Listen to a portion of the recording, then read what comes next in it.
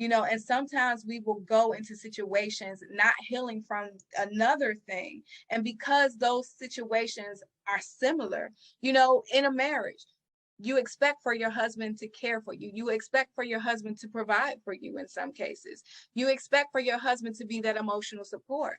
As a daughter, you expect for your dad to care for you. You expect for him to provide for you. You expect for him to give you that emotional support. And those things are so similar. And so sometimes in relationships with women and men, they kind of go after what they never had with their fathers. And so that was with the situation with me. But because my father wanted to dictate, I now thought that my husband was trying to dictate, but he was ultimately just trying to help me and trying to encourage me in the ways that he knew how. Welcome back to the Empowered Woman, Badass and Unfiltered podcast. Today, we're talking about making healing a priority. I have Kyonna Brown. She is the forgiveness expert, and she's done a lot. She's a pet grooming expert as well. So she's an entrepreneur, all around entrepreneur. And she also she's an author. She's released a series of children's books teaching how to forgive. So, I've got her links linked below. Definitely check her out. She's qualified, more than qualified. And, if you want to read her description, it's all in the description box below or in the show notes below, depending on where you're getting this information from. Thank you, Kyonna, so much for being here. It's awesome to be here. What an honor to be here. So tell me, now I know forgiveness is a big thing. And is that a big part of healing? Oh, if you can't let it go, you can't heal. So if you can't forgive, you might as well forget about tomorrow, your destiny, because you are allowing it to be stuck in the past. And living life means you're moving forward, and being stuck means there's no movement. So in order to heal, you got to let it go. And what are some of the steps of forgiveness that you have and that you tell some of your clients? So there's three things. I mean, we can go different ways about it, but you want to reveal it, release it, and then regain your confidence. And so you want me to go into it? Because I can go into it. Yeah, let's go into it. Okay. So revealing it. First, you got to get to the place of, hey, what's the issue? Sometimes we're going through life and we're constantly asking ourselves, why is this thing always happening to me? If it's not with this situation, it's not with that situation, this same thing is continuously happening. It's the same thing with a different face. And so 9 times out of 10 is that you have not revealed what the underlying issue was. And it takes some work, to get there, to say, okay, Kyonna, because I like to use myself as an example, what is keeping you stuck? What is keeping you bound? And you got to kind of do some research behind that. And I'll use an example. I'm married, been married for 10 years. And I want to say probably about 6 years ago, my husband and I, we were constantly getting into it. And, some of the things that he was trying to tell me was to help me. But I often felt like, he was trying to be my dad.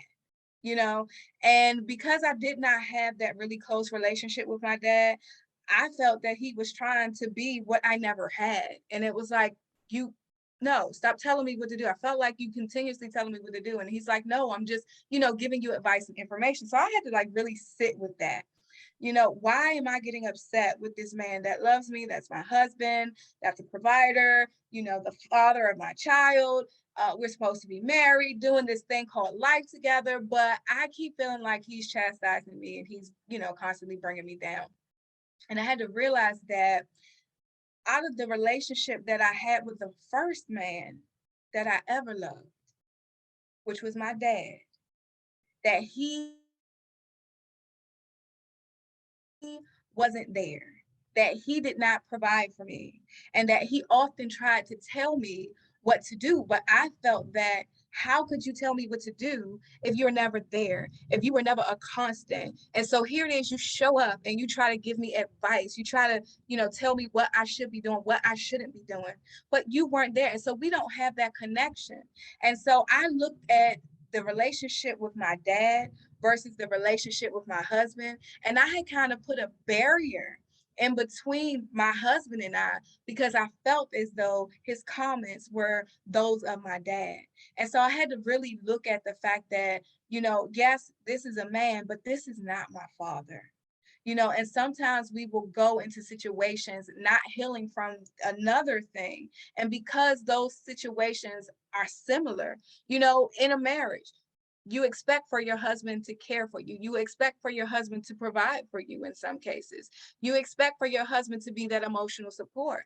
As a daughter, you expect for your dad to care for you. You expect for him to provide for you. You expect for him to give you that emotional support. And those things are so similar. And so sometimes in relationships with women and men, they kind of go after what they never had with their fathers. And so that was with the situation with me. But because my father wanted to dictate, I now thought that my husband was trying to dictate, but he was ultimately just trying to help me and trying to encourage me in the ways that he knew how. And so uncovering that allowed for me to reveal some hurt that I needed to let go of. But how do I heal from that? And that's your release. How do I release that? Well, first of all, I got to talk to my dad about it. I got to let him know how I felt about that in the past. And then secondly, I had to go to my husband and apologize to him because I was holding something over your head that was never even yours. And so as I took those steps and as I had to remind myself daily that this is not your dad, because we can still easily go back to those places because it sometimes becomes a part of your DNA. It becomes a part of your makeup. It becomes a part of who you are, your personality. You always become on defense because of certain situations that happened in your past. And so it's a constant work. It's not something you say, oh, I revealed it. I know what the problem is. I'm healed. I'm better. I released it. I told them, how I felt. But there's a constant work that you have to do within yourself. When you start to feel like that, write about it. When you start to feel like that, stop yourself immediately. Like I call it my good crazy. I'll stop myself right where I'm at so I don't go back into that. And I'll talk to myself. People think I'm crazy, but I'm not. I'm just talking out loud, expressing denouncement. We say that words have power, words have life. And so I'm speaking it that these things are not going to control me. They're not going to come back because I revealed them and I released them and I'm healing from this. Healing is an ever going journey. And then I say regain your confidence. And a part of regaining your confidence is that good crazy speaking out and knowing that you can be confident in relationships, that your relationships do not have to be based upon past interactions, past encounters with others, that you can move on. And so you have to build yourself back up in the area of relationships. And that's working on being able to listen. And when listening, like for an example, with my husband in those conversations, I'm able to listen to what he says and not react and think about what a response is going to be. Because see, there's a difference between reacting and responding, right? And so instead of reacting, I've learned to build a way of responding back to him. And that comes with a conscious thought. And so that's how I regained my confidence in that area. So reveal, release, and regain your confidence. Now, in the reveal stage, um, you went to the source of the issue. What if there is not a source left? What if the person that has originally done you wrong or that you really need to forgive is not there? So one of the things that I've learned to do is to write, right? Mhm. So even though that person might not be there, you can write it out. And even if the writing doesn't work, we have therapists, we have sounding boards, a person that you can talk to. Read the letter to them, get it out. And so that's a tool that I've learned to use instead of, keeping it, because you can reveal it in your mind all you want to, right? It's there. And then it's going to sometimes be like a splatter of paint. You see the paint, the paint's there, but it's not revealed. And until you get that paint remover and remove it off, and that's getting those words out into the atmosphere, you'll still be tarnished. The paint will still be there, and the pain. Absolutely. Thank you for sharing that. I know that there's probably going to be a listener somewhere that, it's like, well, they need to forgive somebody that's no longer alive.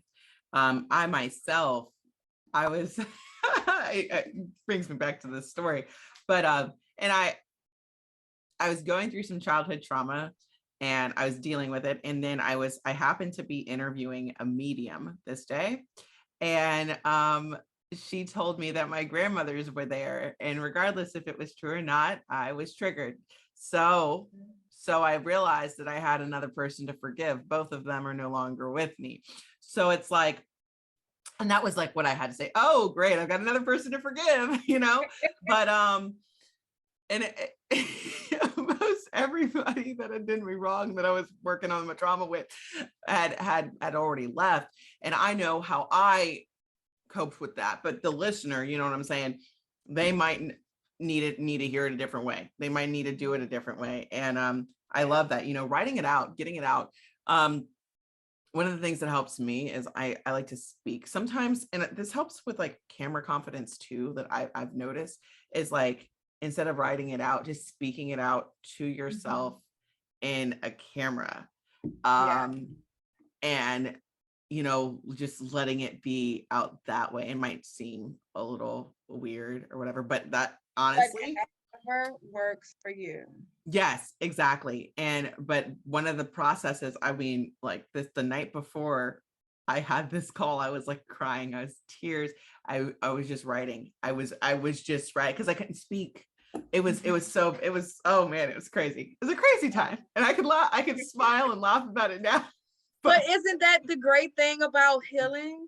Like, it might be something detrimental that you're going through in that season, but there's a great learning experience behind that. And so whenever I'm helping someone to get to the other side, I like to bring a little excitement and enjoyment in it by letting them know that, you're going to feel so much better on the other side. And then when you're going through these different challenges, you'll remember the past. Hey, I got through that, and you learned something from it. So I kind of like to look at forgiveness as like, this joyous thing that happens. Some people can't look at it that way. But for me, it's like, okay, when I got to forgive, I'm like, I got to do this thing again. Like, God, there's a blessing on the other side of it. And I got to do the work to get to it, to find out what that blessing is. And then in that blessing, it becomes a mental tool that I can use so that when those things come against me again, it's like this big stop sign comes up, right? What is it? The scripture tells us that, we can forgive and we can heal, but, you don't remember. I mean, you can remember without the pain. And it's like a sign that comes to you to let you know, oh, wait a minute, it gives me this caution. Wait a minute, this seems a little familiar. And then you're able to assess it, and then you can move on from there. And that's the exciting thing, because now we don't have to keep going back down that rabbit hole again, because now we have the healing that will be our caution and our stop sign. So, get excited about not going back. And so that's what I like about it. Yeah. And the releasing part is so important. That letting go process, like, you reveal it, but yeah, releasing, letting go. If you need whatever time you need to take, you need to cry them tears, you need to write it out, you need to scream, whatever works for you. Yeah. I really do like that you mentioned, going to therapy, but whatever you do, you bring light to the darkness. And regaining that confidence, building yourself back up. What are some of the tips that you give for regaining the confidence? Well, first of all, regaining your confidence is going to start with the self-love. right? Mhm. Because if you don't love you, you can't go out there and endure anything. So you got to work on rebuilding that love with yourself, and so whatever area that is, some people need to regain because maybe, let's use for an example, they were in an abusive relationship, right? So now you got to feel beautiful again, right? You got to begin to feel attractive and not just feel it from a physical standpoint, but an internal perspective as well. Because yes, I might look nice on the outside, but my inside is all dirty and murky. So you got to work on it twofold, get a closer relationship with yourself. There's a therapist that I follow, and I'm not giving him a plug, but I do love him, Dr. Henry Cloud. And he talks about boundaries, but there's so much more that he does talk about. So if you go to like boundaries.me, I've gone there and I've taken personal classes with a licensed therapist where they're just videos, but they're different videos that you can learn to work on yourself, loving yourself, improving yourself, building yourself. And so, taking those steps and being able to look in the mirror, right? It's literally like going through those courses is like looking inside of a mirror and unzipping in yourself, and you're seeing the layers of you, and you Mm. have to peel those layers out one by one, and then once you're done, zip back up, and you're going to be pure on the inside. Put a little bit of makeup on if you like that thing, and then you'll be clear on the outside. So that's one of the things that, I really, really encourage people to do, in rebuilding that confidence, is work on you. After you work on you and build yourself up, I'm not going to say that everything is going to be easy, because like in that relationship with, when the woman who's been abused, she has to now be able to trust men, or, whatever her counterpart is. She has to be able to trust that person, and so now you have to work on being able to trust people. And so that's slowly entering yourself into friendships, not relationships, but friendships, because friendships, I believe, is the core to the relationship. If there's no friendship, then there's not going to be a relationship. And building that, and honestly having that boundary in that, because a lot of times in those relationships where women were abused, they allow for people to go over boundaries, and you have to set your boundaries. And so that's one of the things you enter into the friendship with, knowing that, these are, and being really straightforward, not beating around the bush, all of those things like that, but making sure that you let people know up front, this is who I am, this is what I accept, and this is what I will not accept, and being firm on that. And so going out, whatever that is, it might have been, a sister girlfriend that you guys, had a breakup or whatever, and now you feel like you can't, you don't like girl, I don't like girls, I only hang out with men. You some people out there that that say, oh, I'd rather deal with men because they're not, chatty, or whatever the case may be. And so now, because of whatever happened in that past friendship, you don't want to enter into another friendship with a female because of whatever happened there, right? And so in friendships, you got to learn how to set those boundaries and let people know what you will go for and what you won't. And so those are some steps: learning to love yourself, building yourself up through some type of therapy, or, if there are even books that you can listen to, YouTube videos that you can listen to help build yourself up to be able to sit and peel those layers back, and then work on, your relationships, your friendships, building a standard around that, realizing that, you have to have a standard. That's a part of loving yourself too, having a standard about who you are. I'm really big on building your and elevating your own personal standards. Um, Mhm. because if you want better, because I'm always after, improving lives. And me, I love that you touched on healing from the internal, because that's the way to heal. You Mhm. got to heal internally out, and seeing all of the layers of you. And I find that the people that have more experiences have more layers. That Mhm. is, the more experiences you have, because it really, your experiences are what build your life. And Yeah. when you've got more whether it be more traumatic experiences, more joyful experiences, whatever both built in. There's so many layers to And take your diving through time. that. Take your time.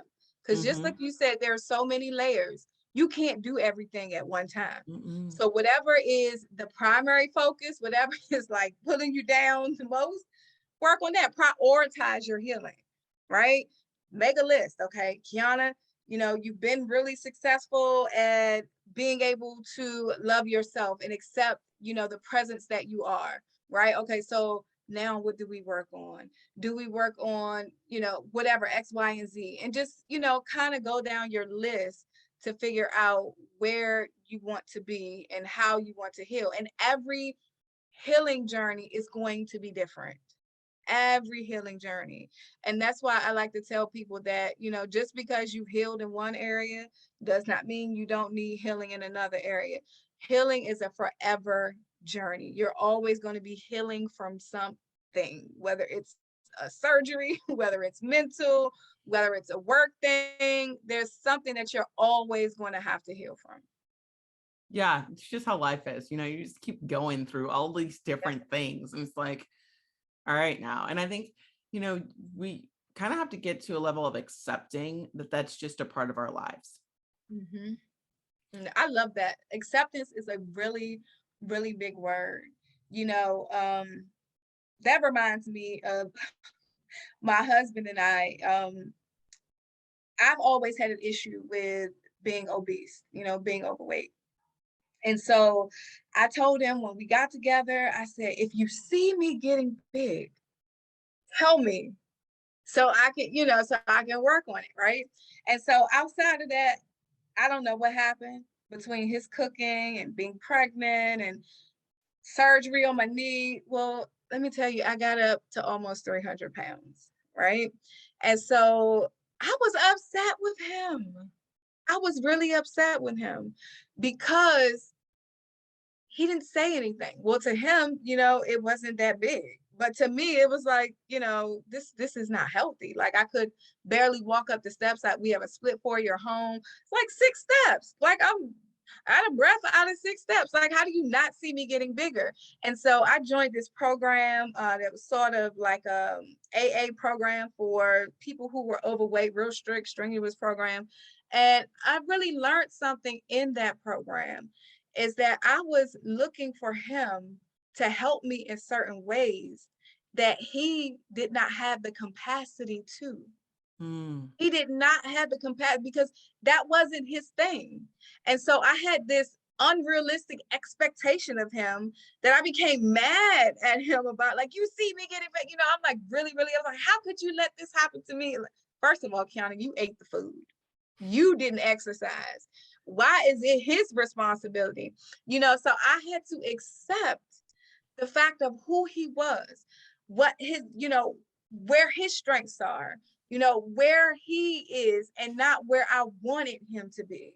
And so having acceptance over those things, anything, a little thing, a big thing, those are really, really important things. Is learning to be able to have acceptance. So I accept the fact that he ain't gonna stop me from eating. He's not gonna make me exercise. Kyonna gotta figure out how to do that. And, and that goes back to, forgiving myself for letting me go through that cycle again of gaining the weight and now having to lose it again. And I had to forgive myself and regain my confidence all over again. So. Mm. Yeah, because weight loss it's a thing, especially, and like if you've lost a lot of weight and then you get pregnant and you gain weight and you don't like that. Like there's not like it's not a fun thing. Absolutely not. No, it's not. And it's, I mean, and it's really lifestyle. It's really a lifestyle thing, and making the choices to eat healthier and stuff like that. And I just, it's different. It's different for everybody. It really is. It is. It's a journey. It's a true journey.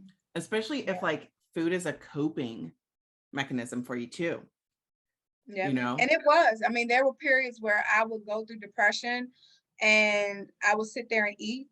and I would eat so much till I felt like this really tightening pain in my chest that almost felt like I was having a heart attack. And I would sit there and it would go, I would hold my chest and wait for it to go away. And then within seconds of it going away, Olivia, I'm back at the refrigerator trying to put something else back into me, trying to fill a void, you know, and feel better about where I was, even if I just felt like I was about to have a heart attack. And, you can also kind of like compare it to substance abuse, like you just want the feeling to go away. So you're doing stuff to make yourself feel better. And I've experienced that too. I've pretty much done just about every drug except for heroin and crack, and I use those things to get myself out of the place that I was in. And majority of it was being obese, and not having that love for myself. So it was a lot of healing and forgiving that I had to do. I think having self-love is one of the most important things that people need to build. Mm-hmm. Self-love, self-acceptance, those things, that healing is something that is so necessary. And I think that's especially needed in the Black community. I just from like doing studies and research and all the stuff and just seeing certain toxic things that are, and it's not just our community, but I focus on that because it's a community I'm a part of, and it's what it's what I'm trying to improve it, and then just seeing it's just healing, because I think 60% of African American women are overweight. Mm-hmm. It's a great portion. Yeah, it's higher than those who are actually healthy. Yeah. Mm-hmm. Yeah. It's a part of culture too. Like, yes. Food, the crazy thing in that program that I was in, that's what it's good to get into some type of group or therapy, because you're able to see things from a different perspective. One of the things that, I really learned, and I didn't really pay attention to it, is that when we are celebrating, we're doing it with food. When you're having a breakup, girl, let's go out. Let's go get something to eat. Let's go have some wine. Let's get a drink. When somebody's getting married, there's food. When somebody dies, there's food. Food has become the thing, and so the way that I decide to enjoy life now is let's take a hike. mm-hmm. Let's get into nature. Let's, experience, I like to call nature God's living room. Like, how you can decorate your living room and it looks, perfect and nice. You go outside to his living room. It is beautiful. And you can go to different areas of, where you live at, and no outside living room is going to be the same. And so let's enjoy that. And then you can have something like, a light snack, or, make it healthy. Because I promise you, if you're out there hiking, you're not going to want that steak and cheese or them fried chicken wings. You're going to want some fruit, or, a light sandwich, something that's going to, make you feel better, because that will just bring you down, especially off of the natural high that you get from being in God's living room. So just learning how to, understand the different things, the different elements of life, and how you can change one thing and have an alternate that's going to be more healthier and more thriving for your life. Kyonna, I love that you called it God's living room, because I love to go hiking. I talk about catching the sunset. Like, I love being outdoors. Like, that is one of my favorite. And I have a bunch of different parks around me. And I'll always, like, before I get in the car, I'm like, what do I feel like going today? Like, what is the vibe I'm feeling? And then, the trees are different at each park, even though they're only 10 minutes apart from each other. And even if you go to the same park all the time throughout the seasons, it looks different. It doesn't, it's got snow on it. Sometimes it has no leaves. Sometimes it has, the leaves are changing colors. It's green and full. It's, colorful because it's spring, you see, Yeah. so, and it's constantly changing, even though it's the same place. And so he's You know, constantly decorating. I love that you said that, because it reminded me of one time I was taking a walk and I had noticed that there were no leaves on the trees. And what did you just say? You said that there are different seasons where it might be color, might be snow, the leaves might be gone, there may be leaves.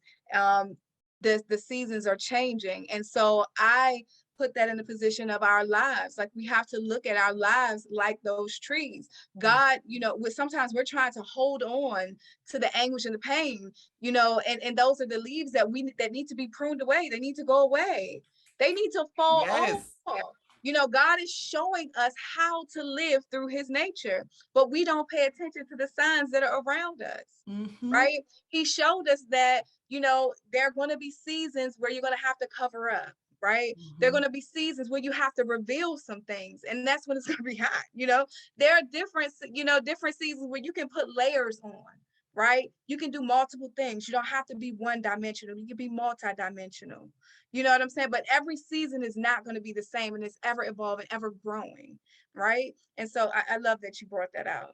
Yeah, no, that's, I'm such the outdoorsy person. So I love that you even, and I agree with you, man. Like I was working a day job. There's always food. And I also work at a fine dining restaurant too. There's always food there. So of course in the restaurant industry, but then when I went and had an office job, I'm like, why is everything that we celebrate with food?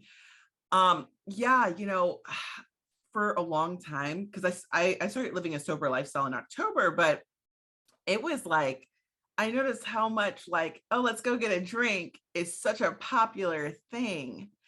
And that's just the way to deal with most things. Oh, let's go drink. No, no, no, no, no, no, no, no, no. That is not always gonna be um feeling like crap the next day is not ideal.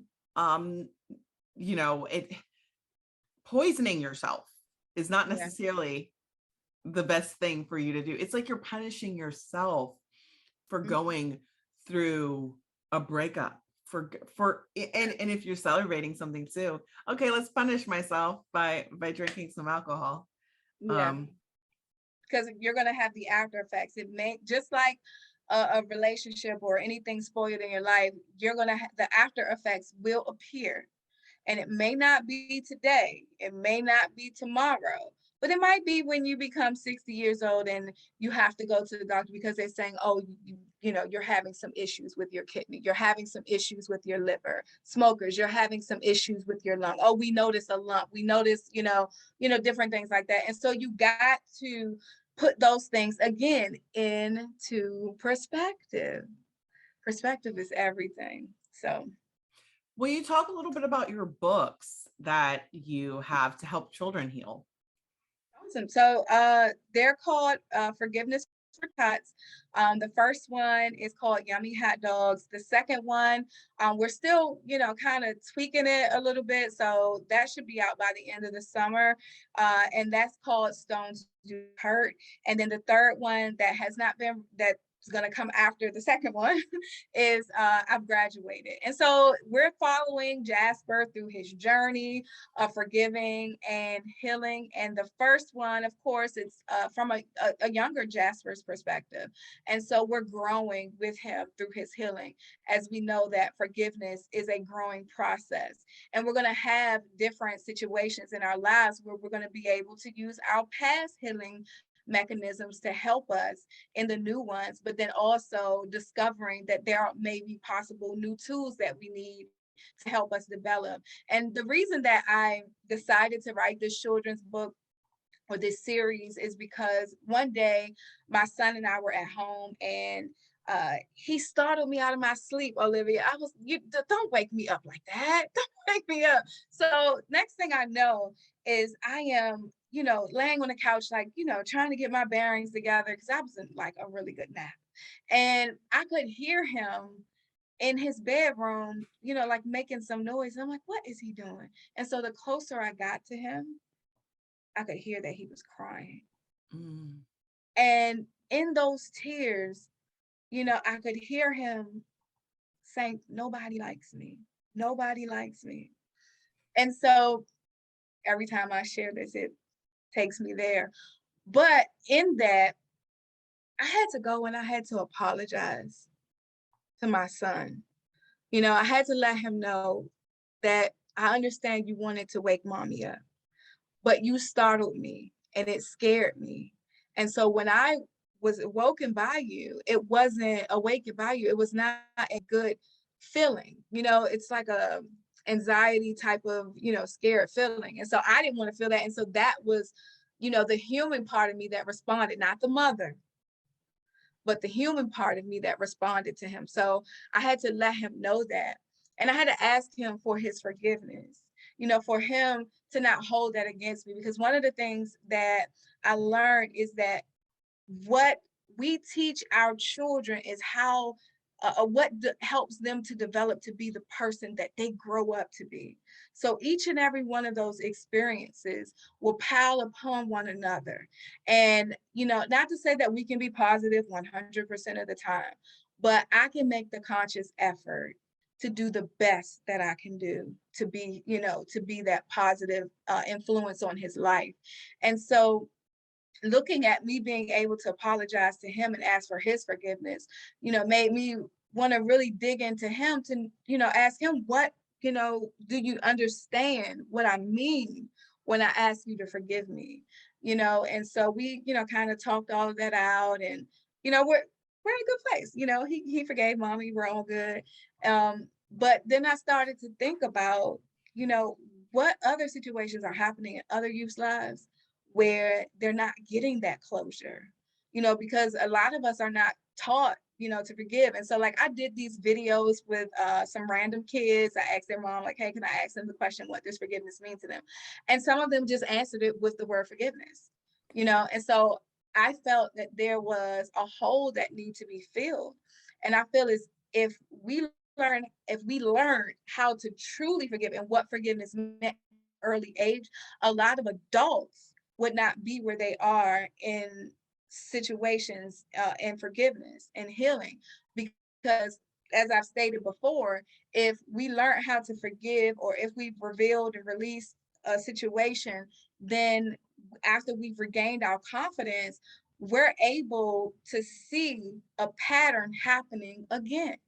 And so if that seed was dropped into us at a youthful age, we will be light years ahead and not even have to go through some of the situations we go through, because we could see it for what it actually is. One of the things that it could help with is bullies. We see a lot of children that go through issues with bullies, and then some of them kill themselves, behind what they're feeling. But if you could see what bullying is and be able to know that that person needs help and it's not you, then that could help you heal and forgive, but also save your life and also help someone else. Because now you're able to acknowledge, and then you can ultimately get a friend out of this, or be a friend for them, because they're dealing with something. When you see a bully, it doesn't just, typically start off with, I'm going to go to school, I'm going to be this big bad person. No, there's something behind that. And so that's something that we work through in Stones Do Hurt with Jasper. He goes through a situation. I won't, get into it too much, because I want you all to get the book when it comes out. But, his forgiveness journey grows. The what do I want to say? The level of what he needs to forgive expounds.